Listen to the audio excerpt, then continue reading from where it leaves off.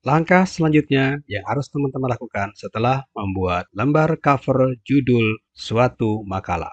Yang pertama, posisikan kursor pada teks setelah teks akhir pada lembar judul cover. Kemudian, jangan lakukan ini. Enter, enter, enter untuk menuju halaman berikutnya. Tetapi, lakukan klik layout, breaks, next page untuk membuat halaman yang kedua atau pindah ke halaman yang kedua.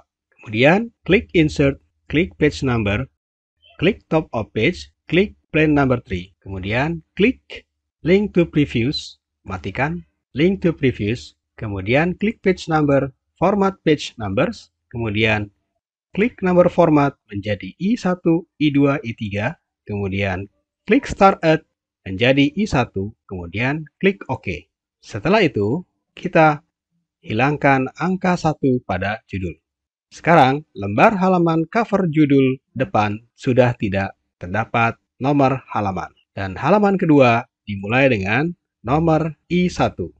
Lakukan pengetikan selanjutnya pada makalah skripsi, tesis, disertasi, ataupun laporan lainnya. Selamat mencoba.